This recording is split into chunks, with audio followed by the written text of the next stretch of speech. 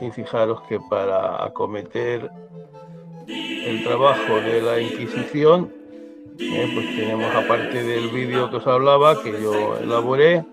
otro vídeo que es este de aquí, otro vídeo del profesor Escudero, que dio una conferencia en nuestra casa, que os lo recomiendo encarecidamente, y luego tenéis, fijaros, aquí todas las lecturas, ¿lo veis? Un montón de lecturas que, en fin, no hace falta cogerlas todas, pero podéis coger, pues si voy a centrarme en el proceso o voy a centrarme en la polémica con Netanyahu, o en la figura de los familiares de la Inquisición. Y entonces en ese pequeño trabajo lo podéis hacer. Aquí tenemos todo, y ahora ya a partir de mañana empezaré a poner todo lo de la justicia en el régimen constitucional. El alumno que elija en vez de trabajo el examen, pues ahí tiene todo, como habéis visto, pues tiene ahí igual que tiene aquí la guía didáctica, pues tendrá la guía didáctica de todo. En esta guía didáctica está la justicia en el antiguo régimen y la Inquisición.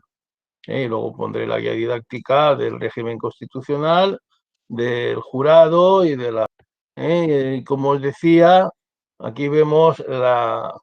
el escudo de la Inquisición con esa cruz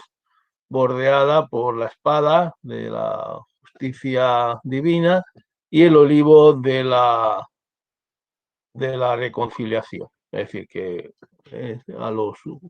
herejes se le ofrecía la posibilidad de reconciliarse, reconocer sus pecados con la Iglesia o caer bajo el peso de la justicia. Y la leyenda dice: Surce domine et judicia judica causam tua, es decir, levántate Dios y defiende tu causa. Y a la derecha, levántate Señor. Y a la derecha vemos el famoso cuadro de Berruguete sobre un acto inquisitorial, aunque en realidad por la época corresponde a la primera etapa de la Inquisición, que no es la que vamos a estudiar, es la Inquisición medieval dominica, porque el cuadro presenta la vida de Santo Domingo. Aquí vemos un auto de fe, este ya es un cuadro de una etapa posterior, esta sí que es la etapa que vamos a estudiar, donde los autos de fe, está en la Plaza Mayor de Madrid, y fijaros en la época de los Austria, cómo se convertían en un auténtico espectáculo. Bueno, ¿qué es la Inquisición? Lo primero que tenemos que recordar es que es una institución judicial, judicial, es decir, o una serie de tribunales, por lo tanto, organizados bajo una dirección centralizada que se originaron en realidad en la Edad Media. En la Edad Media, a partir del siglo XII, sobre todo, actuó en Francia, incluso en zonas colindantes de Italia, del norte de Italia, de Cataluña, de Alemania, no en los países nórdicos, ni en Inglaterra, ni en Castilla, ni en el sur de Italia, porque, como sabéis, el centro de esa herejía, la herejía que hemos llamado albigense, porque tuvo su centro en la ciudad de Albi, o también cátara, pues estaba centrada en el Languedoc, en el sur de Francia, en la parte norte de los Pirineos. Allí los reyes de Francia y de Aragón, con mandato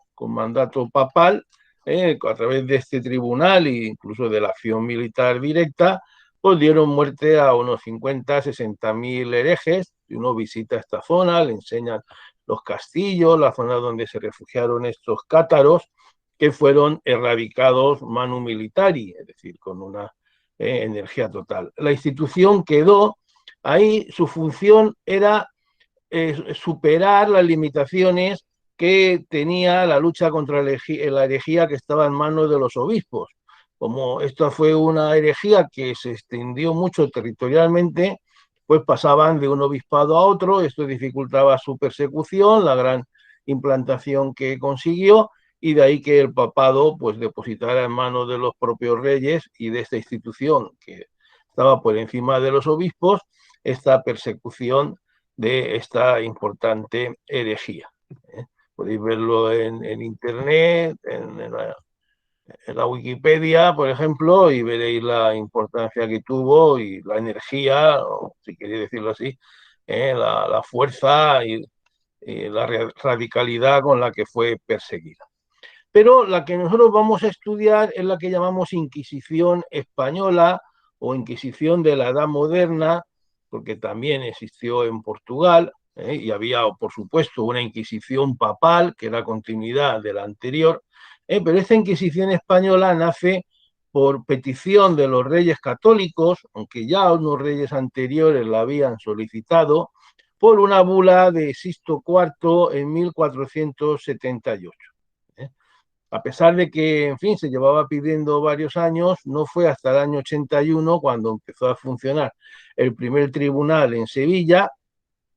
Luego pasó a Córdoba porque los conversos sevillanos huyeron, muchos de ellos, a otras ciudades, se extendió en Córdoba y también en Toledo. No olvidéis que Toledo es la capital eclesiástica de España, y una de las principales ciudades políticamente, de ahí que, como podéis ver, desde Andalucía se vaya extendiendo hacia el norte. Y también se implantó en Aragón. En Aragón se implantó con gran rechazo, hay que decirlo, con rechazo inicial, y ese rechazo inicial se debía no solo al carácter, como veremos, por tanto sanguinario, y que, por supuesto, irrespetuoso con todo tipo de derechos que tenía la Inquisición, sino también había una cuestión foral. La Inquisición se puso bajo el mando de inquisidores castellanos, dependiendo del consejo que luego hablaremos de la Suprema, y por lo tanto en Aragón, en sentido amplio, en Cataluña, en Valencia y el reino concreto de Aragón, pues se veía este tribunal como lo que era una invasión y un atropello a los fueros tradicionales de estos reinos. De que hubo un rechazo inicial. Es verdad que en Zaragoza se produjo por los conversos que estaban muy implantados, disponían de buenos medios económicos, sobre todo los de Zaragoza, muchos de ellos financieros de alto nivel, pues organizaron el asesinato de uno de los inquisidores, el cual fue muerto mientras rezaba en la SEO, es decir, en la catedral, y esto conllevó una reacción popular de persecución de estos conversos que fue hábilmente aprovechada por la corona y el tribunal para favorecer la implantación de este tribunal. Este Pedro de Albúes, que fuera el inquisidor general, fue santificado, aunque a Roma le costó unos siglos con la lentitud habitual levantarlo a los altares, pero desde su misma muerte se empezó a hablar de milagros, de que la sangre no se coagulaba, de que una campana sonaba en la lejanía en un pueblo sin que nadie la tañera, es decir, una serie de instrumentos propagandísticos que favorecieron la introducción o vencer ese rechazo inicial. Es, por lo tanto, un tribunal religioso que persigue en principio la herejía bajo todas sus manifestaciones y que por lo tanto solo puede perseguir a los bautizados. ¿Qué quiere decir esto? Quiere decir que un judío que no se hubiera convertido o un musulmán que no se hubiera bautizado no podía ser perseguido por la Inquisición. Era perseguido por digamos, los tribunales ordinarios si, por ejemplo, después del decreto de expulsión no había salido del país, porque sabéis que van a ser expulsados por los reyes católicos, como luego veremos, y los que no se fueron pues, y no se bautizaron, pues lógicamente cometían un delito de desobediencia a ese decreto real y por lo tanto eran perseguidos. Pero a los que persigue la Inquisición son aquellos que se convierten pero siguen practicando sus ritos o su religión judía. Hay que decir que junto a la hechicería junto a la herejía persigue otros aspectos que veremos que van más o menos unidos. Uno es la hechicería, el satanismo, las brujas, aunque en el caso de la península, concretamente, esta persecución fue muy pequeña. Se da un caso famoso en Navarra, más tardío, pero no tiene nada que ver con la grandísima persecución y el ajusticiamiento de miles de supuestas brujas, por ejemplo en Inglaterra, donde se habla de 70.000, o de los reinos y obispados de Alemania, donde se hablan de cifras que superarían los 100.000. Sí que se persigue, por ejemplo, la astrología, es decir, el hecho de que una persona tenga su vida por así, determinada por los astros, está claro que ataca a la religión, ataca a uno de los principios del catolicismo, que sabéis que es el libre albedrío, que la gente, las personas se condenan, no se salvan por su propia voluntad, por las decisiones que adoptan. Y toda la la brujería blanca, digamos, es decir, eh, predecir el futuro, echar las cartas, leer las líneas de la mano, echar los dados no para jugar, sino los dados para conocer el futuro, todo este tipo de filtros de amor, etcétera, pues todo esto era perseguido, aunque lógicamente los casos importantes son los de herejía, sobre todo en la primera etapa de judeoconversos y posteriormente la herejía protestante. Fijaros que, por ejemplo, habían delitos, y digo delitos porque lo eran, delitos penales ordinarios, digamos, que también la Inquisición pasó a perseguir, aunque en principio no tenía por qué. Por ejemplo, la blasfemia. ¿eh? Si uno blasfemaba, por ejemplo, contra la virginidad de María, pues estaba cometiendo un delito que podía ser detenido, si era habitual, puede ser castigado con pena de cárcel o con latigazos, pero no tenía por qué entrar en ello la Inquisición. ¿Cuándo entraba la Inquisición? Cuando se podía pensar que el que blasfemaba no lo hacía como una muestra de mala educación o de contrariedad, o de, en fin, de ruptura, digamos, contra su destino, porque le han salido las cosas mal, sino que lo hacía convencido de que aquello que decía era la verdad teológica. Si uno decía que María no era virgen, claro, no era solo una blasfemia fruto de un mal momento, sino que era una definición teológica. Entonces caía en la herejía. Entonces intervenía la Inquisición. Lo mismo pasaba, por ejemplo, con la bigamia. Si uno se casaba con una segunda mujer, por ejemplo, por coger el dinero de la dote, porque claro, entonces no había papeles que impidieran este segundo matrimonio, o por una cuestión meramente sexual, porque estaba lejos de la primera mujer, que a lo mejor había abandonado y quería tener trato sexual y para eso tenía que casarse, pues uno no estaba cometiendo ninguna herejía, podía ser perseguido, la bigamia era un delito y se le castigaba como tal. Pero si se suponía o se podía presumir que uno se casaba una segunda vez porque consideraba que el matrimonio no tenía que ser solo con una mujer, sino que podía hacerlo con varias, o que casarse con varias mujeres no era, digamos, contrario a la fe católica, claro, uno estaba cayendo en una herejía o uno estaba digamos, aplicando un principio religioso de otra religión, la poligamia, que como sabéis se practicaba concretamente en la religión musulmana. Entonces sí que la Inquisición intervenía. Por eso muchas veces en los pleitos se pedía una calificación a un teólogo para que dijera si detrás de esos hechos había o no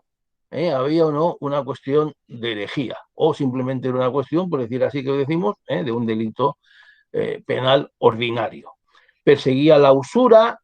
por lo tanto, que estaba castigada por la Iglesia, la sodomía, la solicitación en confesión,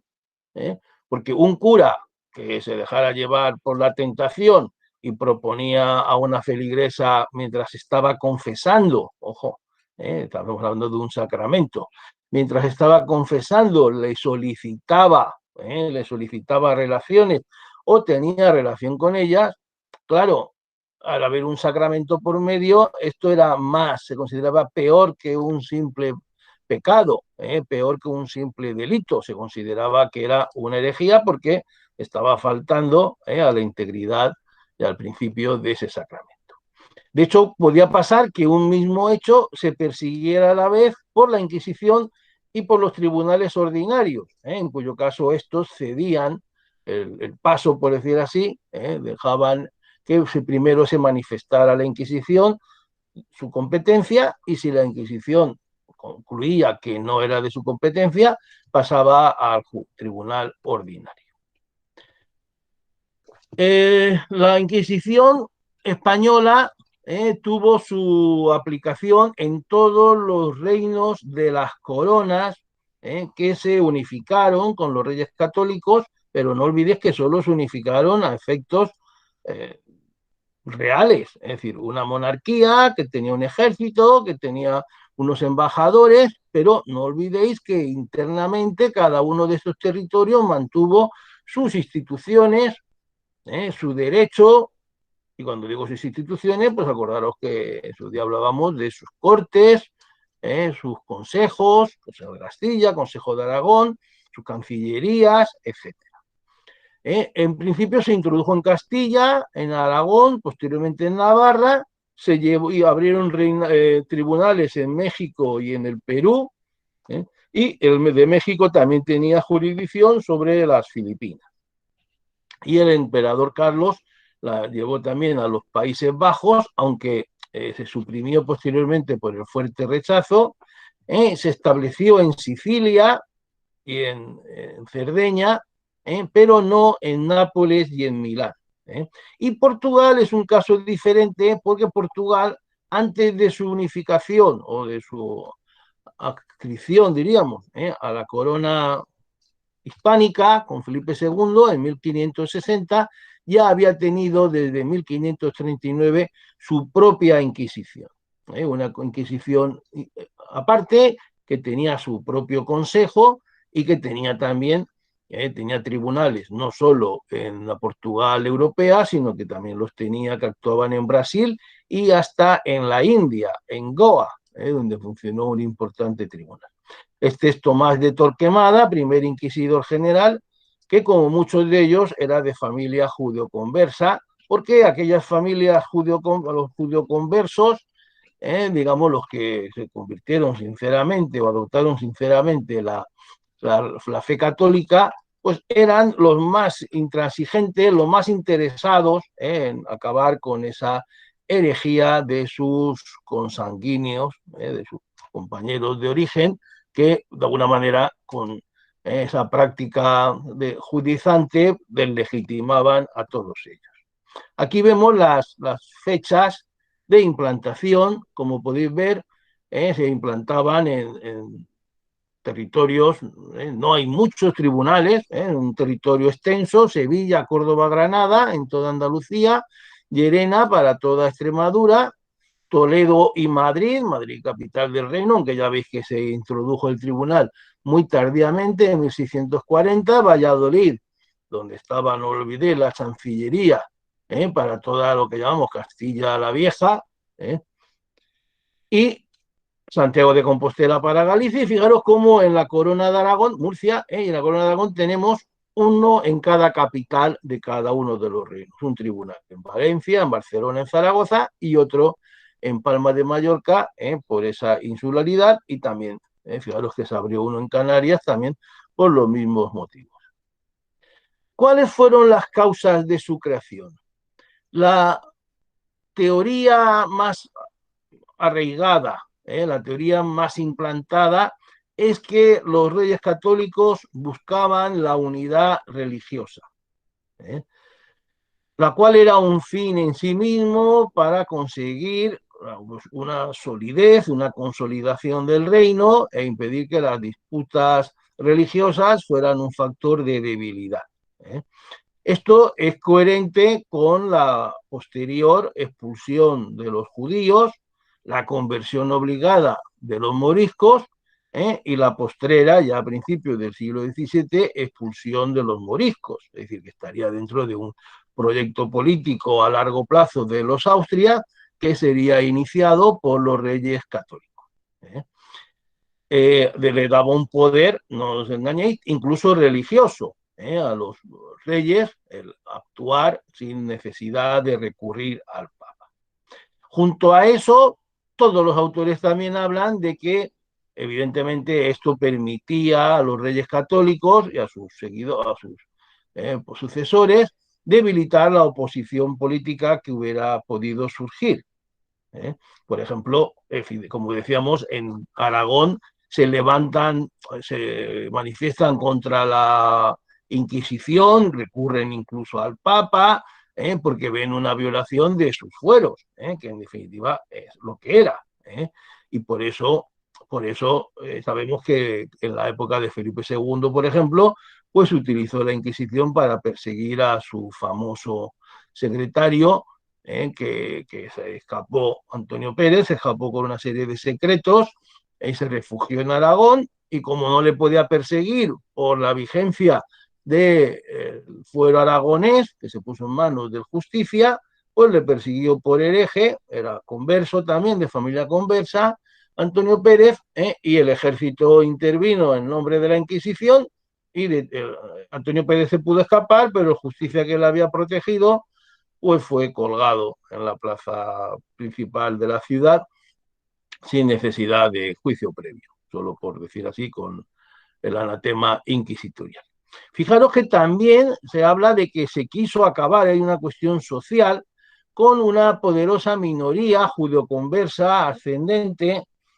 que de alguna forma contrarrestaba o amenazaba el poder de la vieja aristocracia. Eran las familias de los Santa Fe, Santángel, de la caballería y Sánchez, por ejemplo, cuatro familias importantísimas de Aragón que fueron diezmadas en este intento, en este asesinato al que antes me refería. Y solamente por recordaros que Santángel, por ejemplo, Luis de Santángel, un miembro de esta familia, fue el que sufragó, puso el dinero, adelantó el dinero para el viaje de Colón. Aunque esto no queda muy claro, no queda muy claro,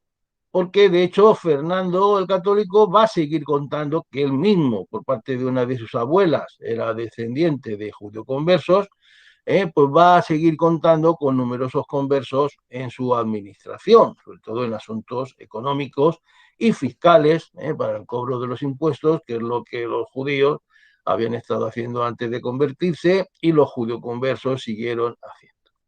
Otra tesis, que sobre todo puso de manifiesto Juan Antonio Llorente, que en el siglo XIX había sido, en los últimos años de la Inquisición, había sido secretario de un tribunal y luego también de la Suprema,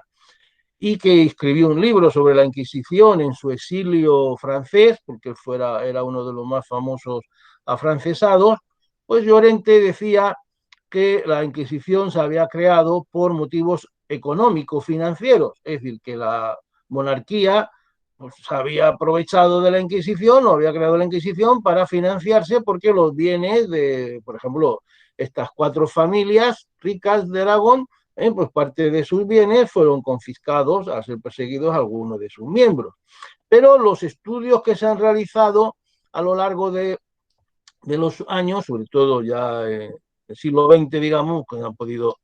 trabajar más intensamente los archivos, pues han demostrado que los ingresos de la Inquisición eran muy limitados, que apenas alcanzaban para mantener a los propios tribunales y toda la burocracia que luego veremos que conllevaban, y que por lo tanto difícilmente podían sufragar a la monarquía, los gastos de la monarquía, como de hecho se produjo que prácticamente no recibió nada en ningún momento de los 3 siglos de vigencia o ninguna cantidad significativa. Y luego está la tesis de Netanyahu, a la que he hecho antes referencia, de que tenemos unas lecturas en la página, en, la, en el campus virtual, de la polémica que mantuvo con Escudero y otros autores, según la cual la Inquisición fue creada por un motivo racista, de exterminio de los judíos, a los cuales se exterminó, a unos se les expulsó y a otros se les persiguió. A los que no se convirtieron se les expulsó y a los que se convirtieron se les persiguió con la Inquisición. Esto no puede ser admitido. Netanyahu llega al exceso de equiparar la Inquisición con la persecución de los judíos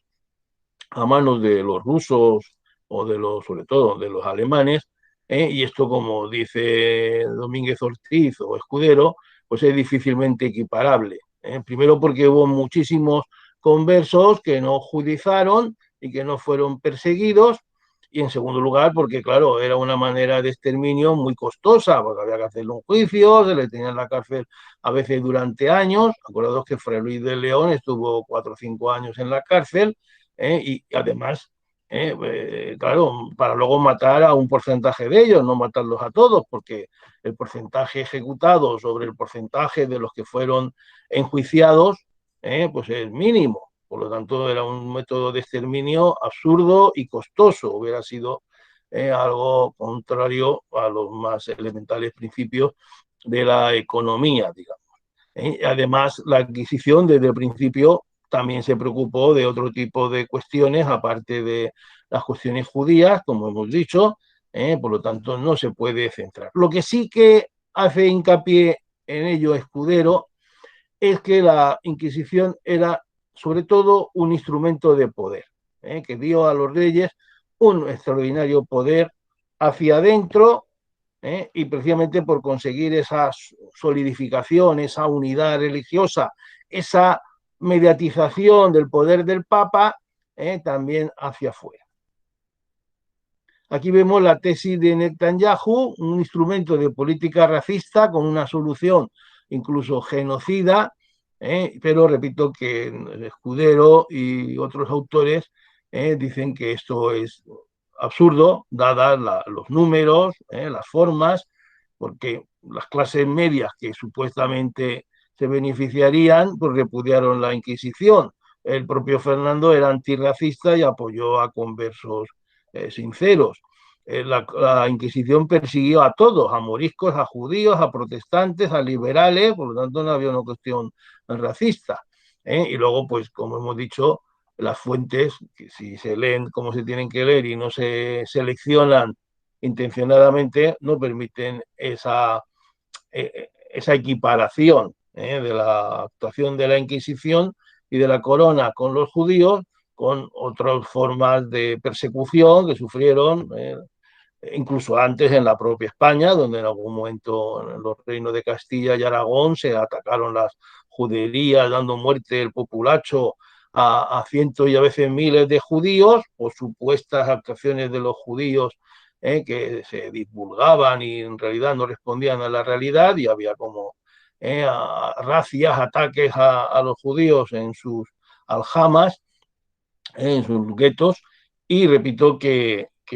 esto no pasó con la Inquisición. A partir de que se crea la Inquisición, pues se acabaron pues, también por la expulsión, pero ya, por decir así, el antisemitismo que existía, no lo podemos negar, pero estaba satisfecho con la actuación de la Inquisición, que periódicamente perseguía a aquellos que de alguna manera se demostraba que se habían convertido falsamente. Fijaros que esta es la pirámide de la Inquisición. Fijaros cómo arriba de la pirámide pues tenemos lógicamente el Consejo de la Suprema y General Inquisición con el Inquisidor General, del que hablaremos posteriormente, y luego tenemos al frente de cada uno de los tribunales los inquisidores, que eran dos, eran juristas y teólogos, o juristas o teólogos. Se buscaba generalmente que uno de los dos fuera teólogo y el otro jurista. Luego había un fiscal o procurador fiscal, que era, lógicamente también era religioso y solía ser jurista, y luego había una serie de cargos que ya no tenían por qué ser religiosos, que colaboraban. calificador, el alguacil, los secretarios, escribanos y notarios, y por debajo los familiares, cargos ya menores, que menos preparados, de los que hablaremos posteriormente, y lógicamente en las cárceles el alcaide, los porteros, los nuncios que iban de un lado para otro llevando los mensajes y la información, etcétera. Como podéis ver, cada tribunal tenía un complejo sistema de organización, lo cual hacía que fuera, como decía antes, un tipo de justicia costosa. No había verdugos, fijaros que no había verdugos, la Inquisición no ejecutaba las penas, sino que trasladaba a los reos al tribunal ordinario, y el verdugo del tribunal ordinario era el que pegaba los latigazos o quemaba o ahorcaba a los reos de muerte. Aquí vemos la composición, fijaros que generalmente eran dos inquisidores, muy extrañamente tres, a veces se contaba con un calificador externo, el alguacil, que sería el jefe de la tropa, por decir así, que la mano que detenía y protegía, lógicamente, al tribunal, y el fiscal. Los inquisidores, no hace falta decirlo, eran lo más importante, generalmente eran juristas, siempre sacerdotes, bien del clero secular, es decir, de una orden religiosa, o bien del clero regular, más raramente, y solían cambiar de sus cargos. Normalmente era una parte de una carrera administrativa en la iglesia, de manera que uno que hubiera sido jurista, hubiera sido inquisidor en un tribunal importante, pues luego su nombre podía, digamos, ser propuesto por la monarquía al Papa para ser nombrado obispo. Estaban bien retribuidos para la época, al nivel de los jueces civiles, y fijaros que, por ejemplo, García Cárcel, un autor que estudió minuciosamente el Tribunal de Valencia, pues nos dice que la permanencia en el cargo era de unos 2 años. Por lo tanto, no eran, por decir así, jueces exclusivos profesionales toda su carrera, sino que dentro de su actividad de promoción religiosa, pues estaba el haber sido inquisidores. Lo mismo pasaba con el procurador fiscal, que era un cargo de menos categoría, del cual uno pasaba posteriormente a inquisidor, que era el que elaboraba la acusación, investigaba las denuncias, y luego los calificadores, que lo que hacían era, que muchas veces eran externos, era valorar, calificar, como su nombre indica, los hechos denunciados para admitirlos o no dentro de la competencia de la Inquisición. También podían haber consultores, también externos, que aconsejaran y informaran al tribunal sobre causas procesales jurídicas. Fijaros que la parte administrativa, por decir así, era muy compleja. Habían varios tipos de secretarios. Los notarios del secuestro estaban especializados porque, como he visto, no había muchos tribunales y tenían, por decir así, bastante actividad, de manera que había una cierta especialización. El del secuestro registraba las propiedades, el del secreto era el que llevaba, por decir así, el proceso, y luego había un secretario general o escribano general, que era el secretario de todo el tribunal. El alguacil ya hemos dicho que era el brazo ejecutivo, el nuncio que venía con los informes y los papeles, el alcaide, que era el carcelero de cárceles secretas, no lo olvidemos, luego lo veremos, que esto era una de las cosas terribles de la Inquisición, y la figura más importante por su novedad, porque todo lo otro que hemos dicho es prácticamente equiparable a la justicia ordinaria, donde la única diferencia fundamental es que en vez de haber 2 inquisidores, 2 jueces, hay un solo juez. Pero lo más original de la Inquisición era la existencia de colaboradores laicos distribuidos por el territorio, que recibían el nombre de familiares. Estos familiares, según la zona, eran de mayor o menor categoría social, pero en cualquier caso era un medio de promoción social, era un tipo de casi ennoblecimiento, porque les permitía llevar armas, gozar de un cierto privilegio de tipo social, no cobraban sueldo, en la mayoría de los casos, colaboraban en las detenciones con el alguacil o cuando se les requería, pero básicamente eran delatores. Por ejemplo, si en el Reino de Valencia decimos que había un solo tribunal en la ciudad de Valencia, en la ciudad de Valencia pues había cerca de un centenar de familiares para colaborar al tribunal, pero había otro tanto o más en todo el reino, en ciudades como Alicante, como Játiva, como Orihuela, como Castellón,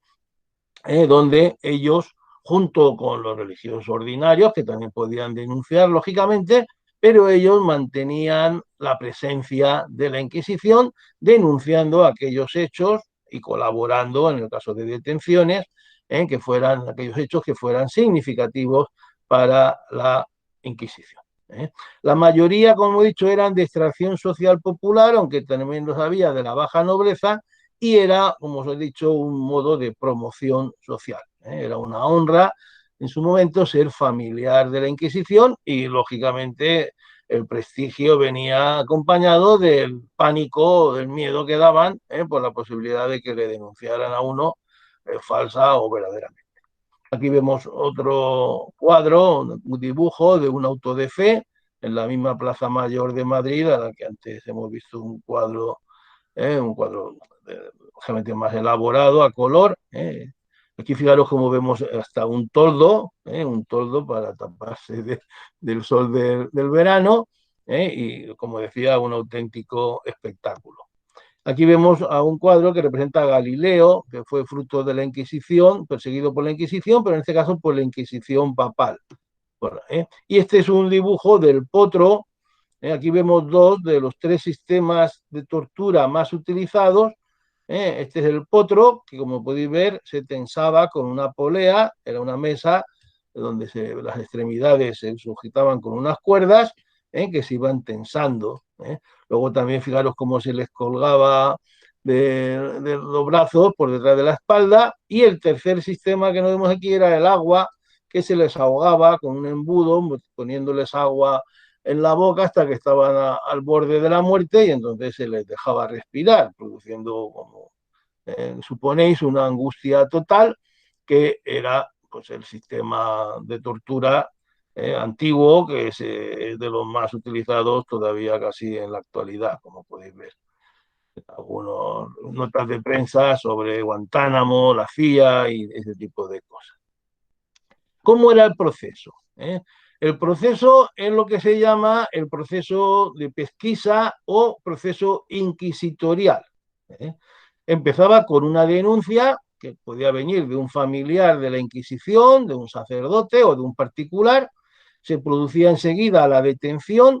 y la confiscación de bienes.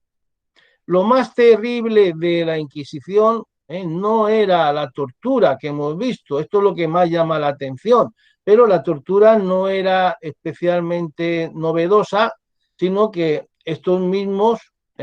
procesos pues eran los utilizados por la justicia ordinaria. Lo más terrible de la Inquisición era el secreto. El reo quedaba incomunicado, no sabía quién la había denunciado, no sabía si el tribunal no se lo quería decir, el por qué, y lo único que podía hacer era tachar a sus enemigos, es decir, dar un listado explicado al tribunal de quienes podrían tener un interés personal en acusarle. El marido de su amante, o uno que le deba dinero, por ejemplo. Puede decir, pues este me debe dinero, no me lo quiere pagar y me denuncia, o este le he puesto los cuernos y me denuncia, o a este le hice una ofensa y se venga conmigo por esto. Entonces, si efectivamente el tribunal comprobaba que detrás de la denuncia pues había un interés espúreo, este era un delito que perseguía el propio tribunal, y el denunciante falso pues era gravemente castigado también. Pero era la única defensa que tenía. Se le tomaba declaración muchas veces sin que supiera por qué. Y no faltan ocasiones en que el reo confiesa una cosa diferente a aquella por la que se le había detenido, con lo cual se le procesaba por las dos. Además, los testigos no eran conocidos por el procesado. El abogado era abogado, digamos, de oficio del propio tribunal, que lo ponía el propio tribunal, y por lo tanto quedaba a merced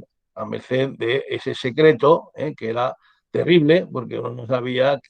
por qué la habían condenado, en realidad. Fijaros que no existía ningún fuero privilegiado ante la Inquisición. ¿eh? Es decir, todas aquellas ventajas procesales que los nobles o los eclesiásticos tenían ante los tribunales ordinarios, las perdían frente a la Inquisición. ¿eh? Todo era común con el proceso general, salvo ese secreto. La dirección era del juez de forma discrecional, como todos los juicios o todos los procesos antiguos, y tenía la investigación, o sea, el proceso, dos fases: la fase inquisitorial y el juicio posterior por los dos inquisidores. Toda esta primera fase, como hemos dicho, es secreta. La confesión libre es prueba, pero no confesar bajo tormento no prueba la inocencia. Y si confesaba mientras se le atormentaba, luego la tenía que ratificar. Y si no la ratificaba, podía ser de nuevo atormentado.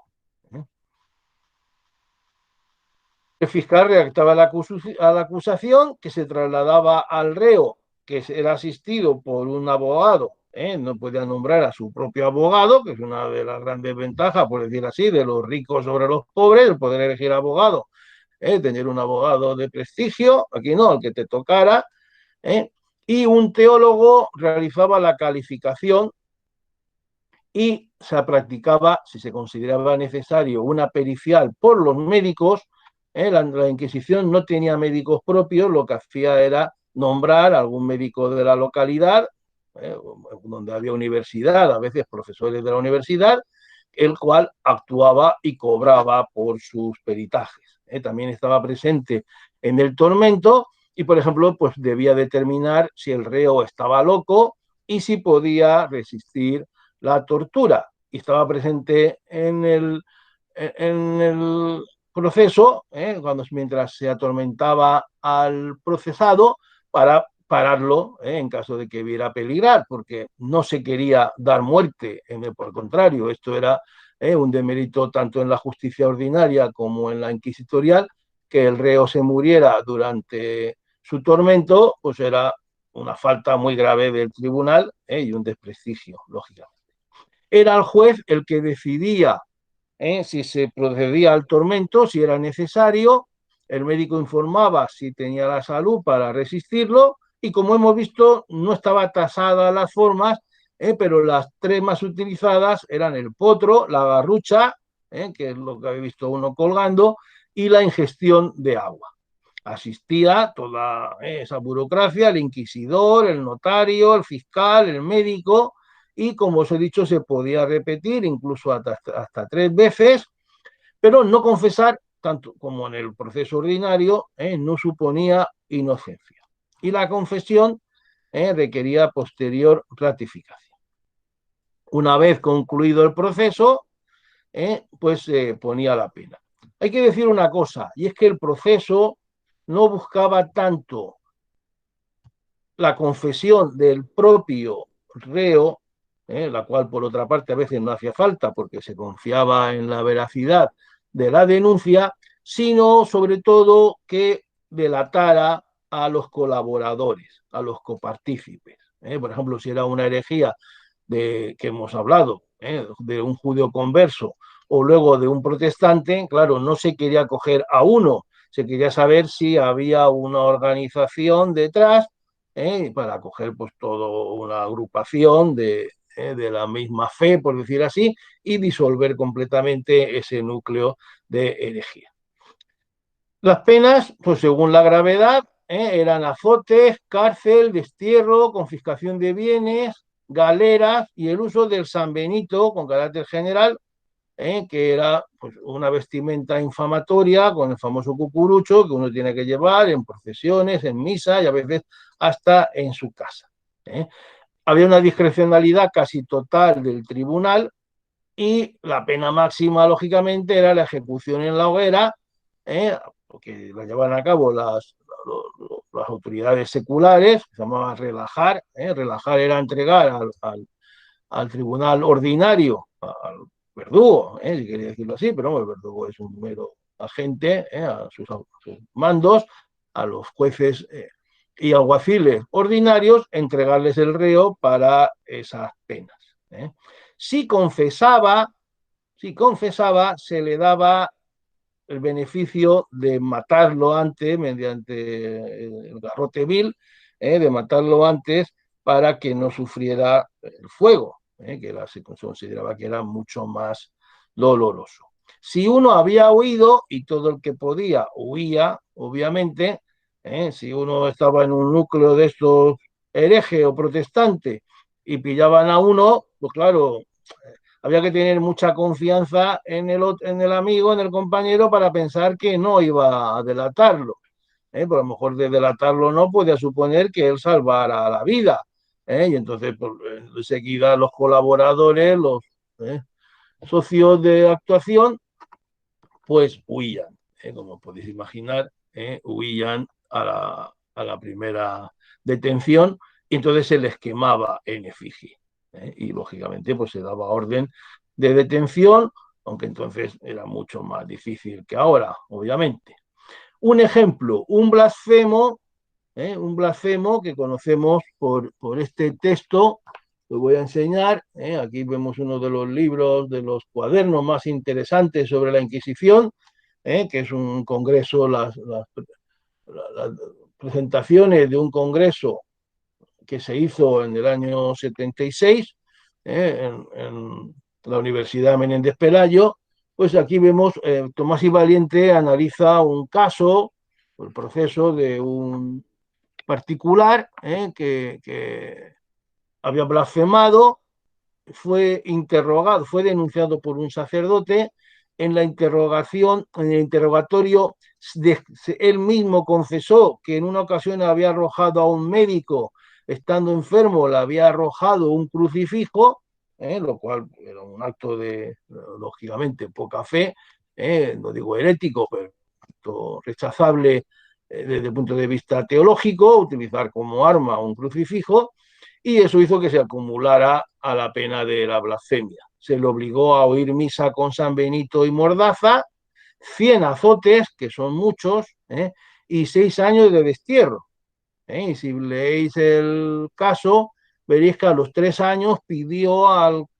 la corona, pidió que se le permitiera volver a su ciudad, que creo que era Toledo. La corona pidió informe al tribunal y el tribunal dijo que no había motivo para que no cumpliera toda la pena y tuvo que estar 6 años fuera de su casa, de su familia, de su entorno. Las cifras de perseguidos por la Inquisición son diferentes según los autores, obviamente. Hernando del Pulgar, que era secretario y cronista de los Reyes Católicos, que era también converso, un converso sincero, porque tenemos escritos de él donde habla de que aparte de la conversión hay que poner lógicamente sacerdotes que eduquen a los niños, hay que hacer iglesias en las aljamas,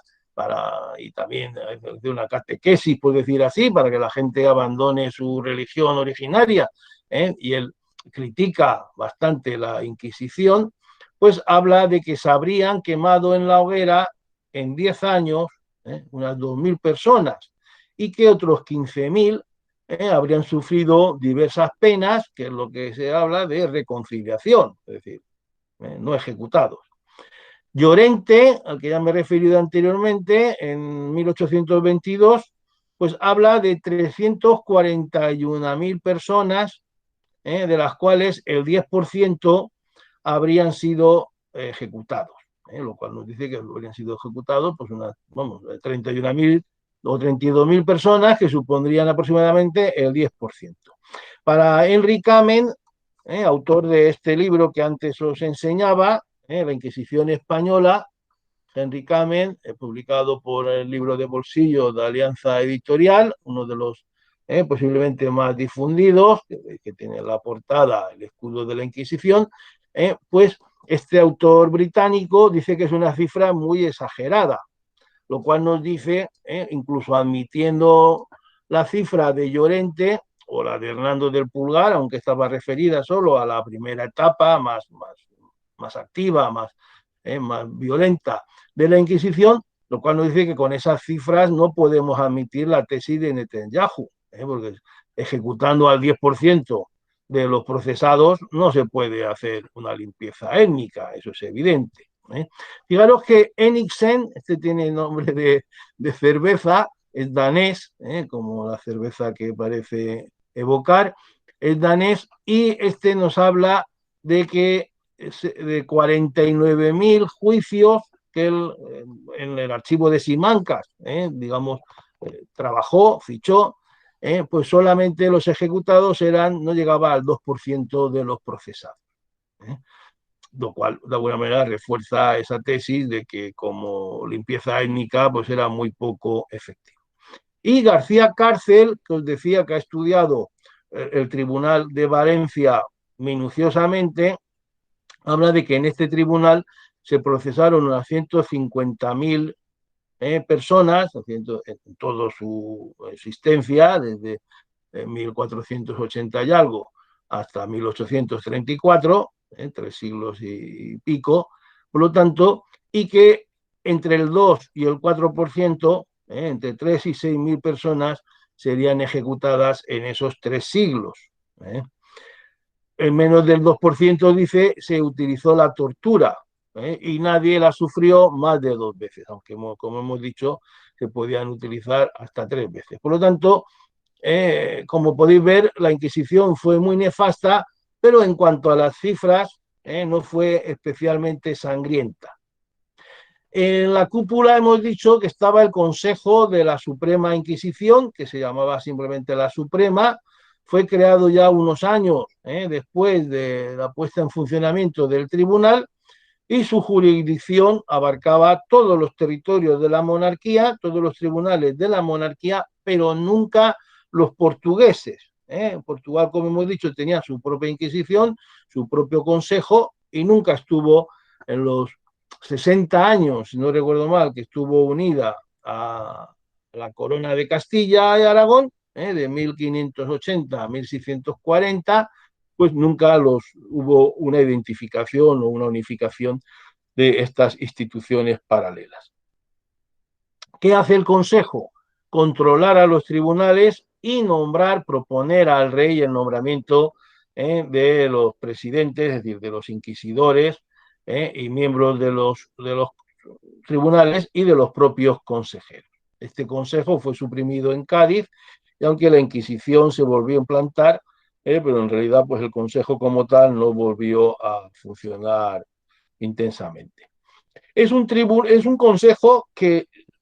de alguna manera se relaciona con el resto de consejos de la monarquía, es decir, igual que había el Consejo de Castilla, el Consejo de Hacienda o el Consejo de Órdenes. El Consejo de Órdenes, por ejemplo, gobernaba todo lo que tiene que ver con las órdenes de caballería, de Montesa, Santiago, Alcántara, etcétera. Pues el Consejo de la Suprema era el equivalente para todo lo que tenía que ver con la Inquisición. El número de consejeros varió pues, entre 6 y 10, en el mejor de los casos, siempre con el inquisidor general al frente, y el consejo tenía una función pues meramente asesora, asesorar, controlar, resolver las dudas de los inquisidores, interpretar las instrucciones, recabar y vigilar los procesos. Por ejemplo, todas las sentencias se tenían que visar por el consejo. Si el tribunal se quedaba corto o se excedía en la pena, el consejo lo corregía. Con lo cual podemos decir que hacía de unificación de doctrina, para que por el mismo hecho, por decir así, pues uno tuviera la misma pena en Valencia que en Lima, que en Santiago de Compostela, de manera que igualaba las penas. Y también autorizaba los gastos. Si el consejo, por ejemplo, tenemos escrito donde dicen ahí que tenemos que cambiar el potro, porque ya se está cayendo de viejo, y un tribunal pide autorización a Madrid, que es donde estaba después de estar Felipe II, la capital en Madrid, donde estaba el Consejo, y el Consejo, pues según lo que le dijera, autorizaba o no autorizaba ese gasto. de manera que controlaba para evitar la corrupción. El inquisidor general era nombrado por el Papa, pero entre varias, lo que se llamaba una terna que proponía el rey, que es lo mismo que se hacía con los obispos. El rey introducía una propuesta y el Papa pues, nuevamente atendía a la petición real o entre varias peticiones elegía uno. Generalmente en el caso del inquisidor, pues aunque el rey no lo va a nombrar directamente, que pasará por el Papa, pero es muy raro que el Papa no nombre al propuesto por el rey. El primero de esos fue el dominico, me falta, dominó, no, el dominico, Fray Tomás de Torquemada, y destacan inquisidores como el propio cardenal Cisneros, que sabéis que de confesor de la reina llegó a canciller de Castilla, fue también arzobispo de Toledo y fue virrey, virrey y regente del reino de Castilla,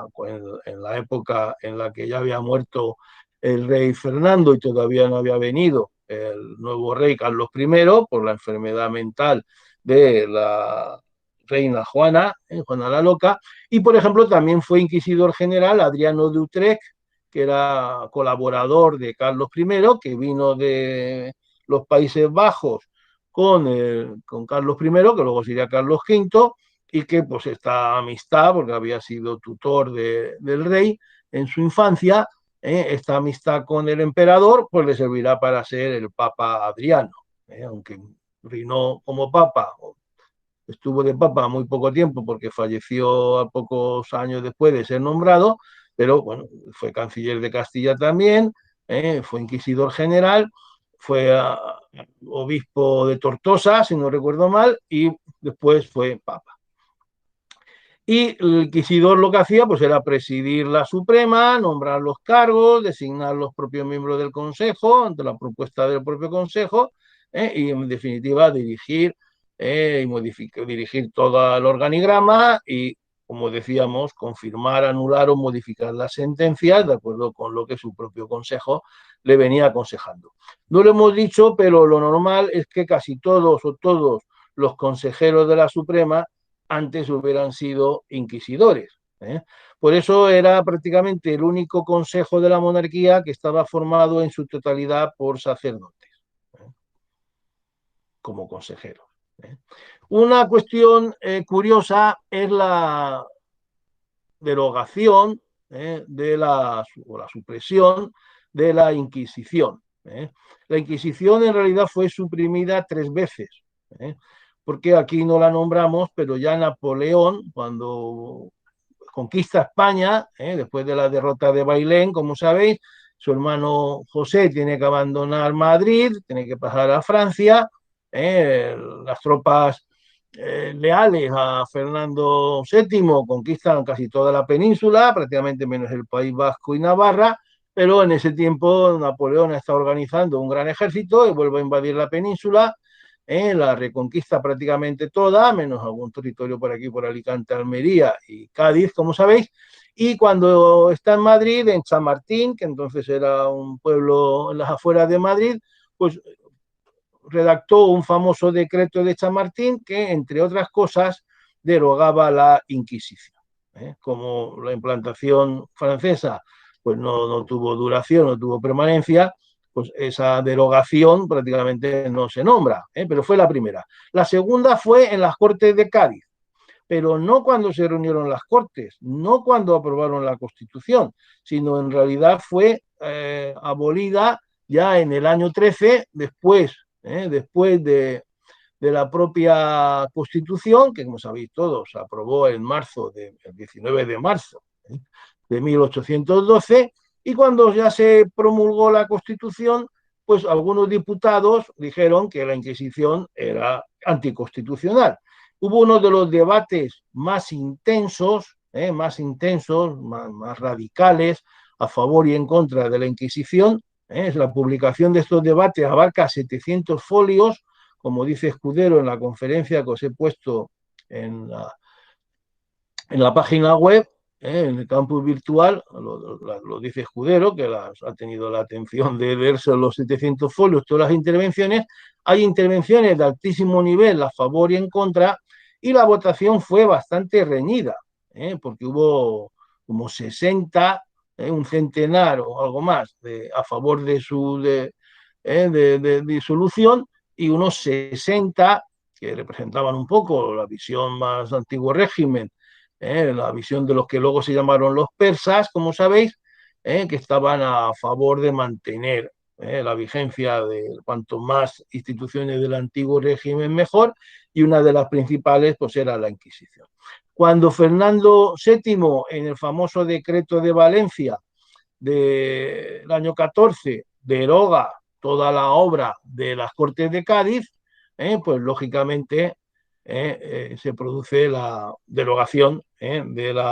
valga la redundancia, de la derogación o de la disolución de la Inquisición. La Inquisición vuelve a funcionar y todavía en el año 26, dentro de esa segunda etapa después del trienio liberal, como lo sabéis, pues todavía se ejecutó, aunque en honor a la verdad hay que decirlo que no fue tanto la propia Inquisición, sino unos tribunales que se crearon temporalmente, porque en realidad en el año 23, cuando vuelve al antiguo régimen, Fernando ya no restaura ni el Consejo de la Suprema ni los tribunales de la Inquisición, pero sí que pone unos tribunales de obispado, diríamos así, y todavía en el año 26 sabemos que un maestro de escuela de apellido Ripoll, pues fue muerto por garrote vil, no quemado, pero por garrote vil, por explicar a los alumnos unos principios deístas, no ateos, sino deístas, es decir, una filosofía, como podéis ver, anticatólica, evidentemente, que produjo esto uno de los primeros escándalos internacionales que desprestigiaron, lógicamente, al régimen fernandino, que ya en un momento en el que Europa pues, estaba ya evolucionando hacia un mayor liberalismo. Y en el año 34, dentro de la guerra carlista, con la llegada de de los liberales al poder, llamados por Cristina de Borbón, en la minoría de su hija Isabel, pues Francisco Martínez de la Rosa, dentro de esa política de apertura, pues llevó a cabo la disolución definitiva de la Inquisición. Aunque se sabe muy poco sí, en el bando carlista, durante esta primera guerra carlista que acabó a final de la década, sí funcionó, parece ser que sí, pero no tenemos ningún dato, no tenemos ningún reflejo documental de qué implantación verdadera tuvo la Inquisición carlista, que en cualquier caso en tiempos de guerra pues estaban a otras cuestiones, evidentemente que no las cuestiones religiosas. Es decir, lo que funcionaban eran tribunales militares para ganar la guerra, obviamente. Se discute la importancia de la Inquisición, porque las cifras, como habéis visto, son muy bajas y esto puede darnos la sensación errónea de que la Inquisición pues, no tuvo importancia, no tuvo trascendencia o no tuvo ninguna repercusión social. Y esto es erróneo, porque su mera existencia, sin necesidad de que actúe, su mera existencia ya es muy importante. Era un instrumento de control social importantísimo en manos de la monarquía, en manos de la minoría dominante del antiguo régimen, de la aristocracia terrateniente, sobre la burguesía del comercio, formada en buena medida por conversos, que fue, por decir así, la más perjudicada. Hay que decir que la Inquisición era muy popular. ¿eh? Ningún autor de todos los que hemos nombrado y otros muchos lo niega. La Inquisición, el pueblo llano, el pueblo creyente a rajatabla, que no se plantea ningún tipo de cuestión teológica, lo veía como algo muy favorable, muy efectivo. ¿Por qué? Porque de alguna manera daba cauce de salida al odio social, porque la Inquisición mayormente perseguía a los ricos, a los nobles, a los sacerdotes, y a los intelectuales, es decir, aquellos que no tenían que trabajar para comer, por decirlo claramente, y tenían tiempo pues, para dedicarlo a cuestiones teológicas o cuestiones de fe, ¿eh? O que por sus medios económicos atraían la atención de los inquisidores para quitarles su fortuna. Entonces vemos nobles, curas, obispos, hasta el arzobispo de Toledo, Bartolomé de Carranza, por un catecismo que había escrito antes de ser elegido para este importantísimo cargo,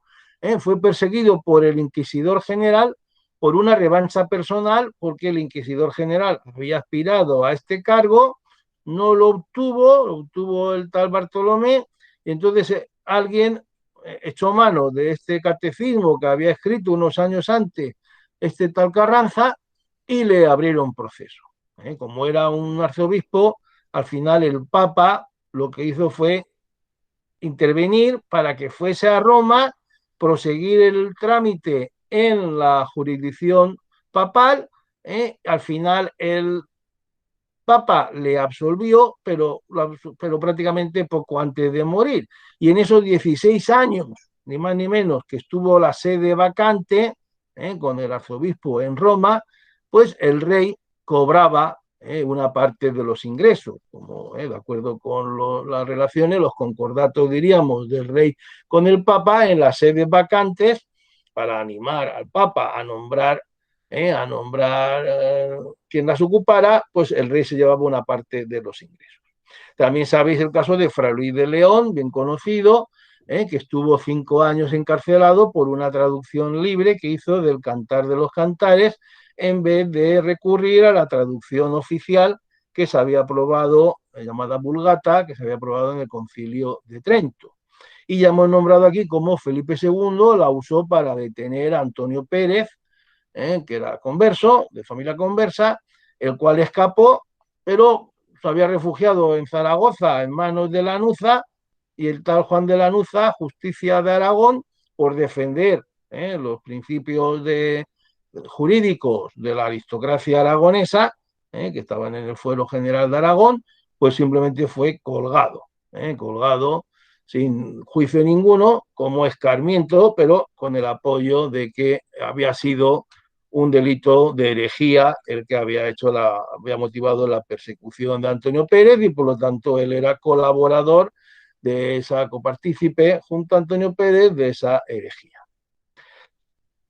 Por supuesto que no hace falta que lo digamos, después, como sabéis, la Inquisición fue la causa de que el protestantismo no arraigara en España y acabó persiguiendo a ilustrados y liberales. Por ejemplo, elaborando el famoso índice, una serie de, digamos, una relación de libros prohibidos que no se podían vender por orden de la Inquisición, donde se llegaron a poner hasta libros de ministros del rey que atentaban, según la Inquisición, a los intereses de la Iglesia. Esto sucedió en el siglo XVIII, donde, como sabéis, la Inquisición pues persiguió incluso a ilustrados muy próximos a la monarquía, obligando al rey a intervenir personalmente en defensa de alguno de sus ministros o exministros o colaboradores perseguidos por la Inquisición por defender las regalías reales frente a la propia Iglesia. ¿Qué valoración ha hecho la doctrina? Pues aunque hoy nos pueda sorprender, la valoración decimonónica de la historia oficial, por decir así, nacionalista, si queréis llamarla así también, pues era favorable. Menéndez Pelayo tiene frases en las que exalta la labor que hizo la Inquisición, porque contribuyó, a su entender, a la unidad religiosa del país, al impedir que arraigara el judaísmo, aunque sea en manos de los conversos, e impedir también la implantación de comunidades protestantes en el país, pues evitó las guerras de religión que todos sabéis que padecieron Francia y sobre todo Alemania en el siglo XVII. Como sabéis, en Francia pues se persiguió a los hugonotes, el famoso edicto de Nantes, la persecución, el asesinato, diríamos, de muchos protestantes en una sola noche, y la famosa guerra de los 30 años en Alemania, que enfrentó a los eh, nobles, a los príncipes, diríamos, porque eran dueños de territorios, príncipes de estados católicos contra los de estados protestantes. Esto, según Menéndez Pelayo y sus seguidores, pues fortaleció la monarquía central y favoreció el imperialismo de los Austrias. Ahora bien, la mayoría de la doctrina, sobre todo la doctrina más reciente, diríamos, pues lo ve negativamente. Un ejemplo de intolerancia religiosa, ejerció un control social y político pleno y propicio al absolutismo, como hemos visto en el caso de Justicia de Aragón, y muy importante, que impide el desarrollo científico, incluso literario, diríamos, porque la censura y el miedo, pues lógicamente atenazaban a cualquiera que quisiera, no sé, investigar o dedicarse a cualquier actividad de tipo científico. De hecho, España, pues a pesar de que tenía inicialmente un importante potencial, como sabéis, se aisló sobre sí misma, se prohibió la salida de profesores y alumnos a universidades extranjeras, se impidió también, por los mismos motivos, la llegada de profesores y alumnos del resto de Europa, y con todo lo que fuera un poquito sospechoso, pues lógicamente podía caer bajo el influjo de la Inquisición, y de ahí que hubiera pues un vacío, sobre todo en el siglo XVII, donde el desarrollo cultural, o sobre todo científico, pues no estaba a la altura, por ejemplo, del literario. Pero claro, el literario con mucho cuidado de no separarse de la ortodoxia. ¿eh? Baste decir que, como dice en su conferencia, a la que me he referido anteriormente, el profesor Escudero, pues libros como La Celestina o el propio Quijote fueron corregidos, fueron censurados en algunas de sus partes por considerar que tenían manifestaciones contrarias a la doctrina. Por ejemplo, cuando Calisto, en la Celestina, dice, le preguntan si es cristiano o católico, dice que es Melibeo. Melibeo soy, y en Melibea creo. Bueno, esto, aunque Fernando de Rojas, que era converso, lo pone como un extremo de locura amorosa, que renuncia, digamos, que no es cristiano, sino que es Melibeo, claro, la Iglesia lo vio como un atentado a la ortodoxia. Y también en el caso del Quijote es unas manifestaciones que le dicen a Sancho de que haga unas obras de caridad con sinceridad, porque si no son sinceras las obras de caridad, pues no van a buen puerto, y la Inquisición no ve esa cuestión muy ortodoxa, y en algunas ediciones del Quijote se corrigió esos párrafos. Se suprimió ese diálogo, diríamos, referido a la caridad y a la sinceridad de las obras de caridad. Es muy conocido el proceso de Olavide, que era un ministro del rey, que fue, en fin, era un ministro de origen peruano, si no recuerdo mal. Hoy da nombre, como sabéis, a una universidad sevillana, y fue quien organizó toda la colonización de Sierra Morena en tiempos de Carlos III, si no recuerdo mal, y fue perseguido por la Inquisición porque, en fin, por sus manifestaciones, como decía antes, en contra de los intereses de la Iglesia y su defensa de las regalías reales, de los derechos del rey frente al Papa. Todos, sin embargo, coinciden que no fue la Inquisición especialmente sangrienta en comparación con lo que pasaba o pasó durante aquellos años en otros países y épocas. Hablamos de las persecuciones de brujas, en Alemania hablamos de 100.000 brujas ejecutadas en el siglo XVI y parte del XVII, los 50 o 60.000 cátaros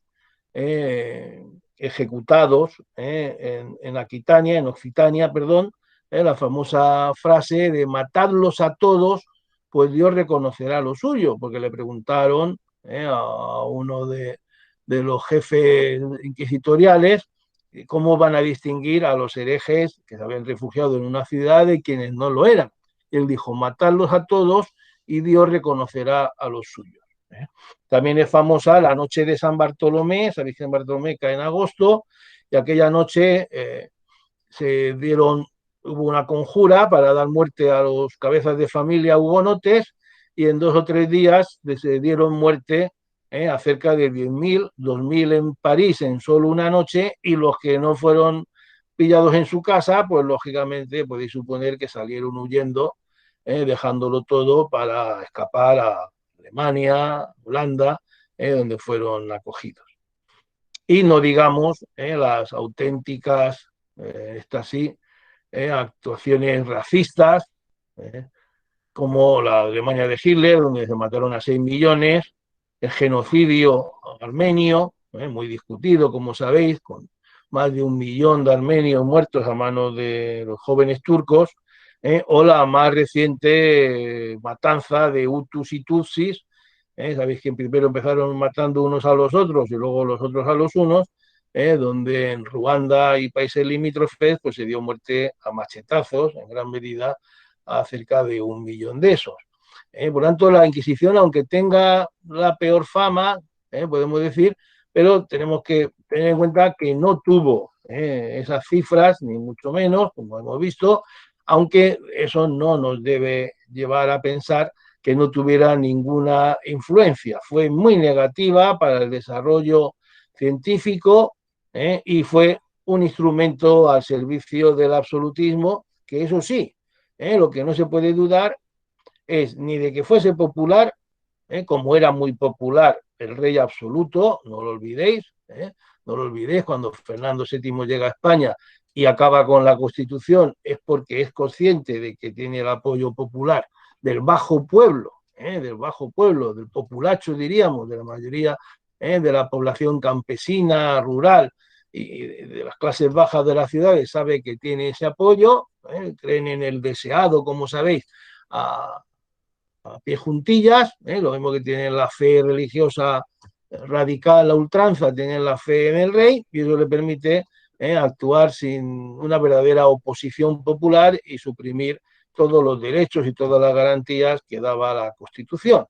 Pues lo mismo pasaba con la Inquisición, tenía el apoyo del pueblo por las razones que hemos dicho, y la segunda cuestión que tenemos que recordar es que además de ser muy popular fue muy efectiva. El objetivo de impedir el arraigo de la herejía judaizante entre los conversos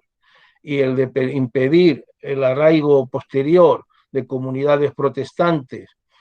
o de la pervivencia del culto morisco en los lugares antes incluso de la expulsión de los moriscos, pues lo consiguió plenamente. En este último apartado quizás no funcionó tanto, pero claro, esto se solventó cuando se expulsó de facto a los moriscos a principios del siglo XVII, y los pocos que quedaron, pues sí que fueron ya muy controlados por la Inquisición. Ese es un drama que todos conocéis, que tuvo lugar, por ejemplo, en nuestras tierras, donde pueblos enteros, poblados por moriscos, pues fueron despoblados, fueron subidos a los barcos y llevados a Berbería, como todo, Berbería, es decir, al norte de África, como todos, imagino, habéis conocido y estudiado en el bachillerato. Por lo tanto, el balance es muy negativo, aunque en sus justos términos, teniendo en cuenta lo que decimos, que era un proceso en alguna medida garantista, comparado pues, con el proceso que se hacían a las brujas o con el que se hacía, o con el que se hizo a los cátaros, pero al mismo tiempo no era plenamente garantista, porque aunque era el mismo que se llevaba a cabo en el proceso ordinario, con el mismo tipo de tortura, con el mismo tipo de tormento, sin embargo, como hemos dicho, ese secreto, ese desconocimiento, esa imposibilidad de nombrar al propio abogado, que tu abogado tenga conocimiento de la acusación, de los testigos, para poder defenderte, pues situaba a los reos, a los acusados, totalmente a merced de los tribunales.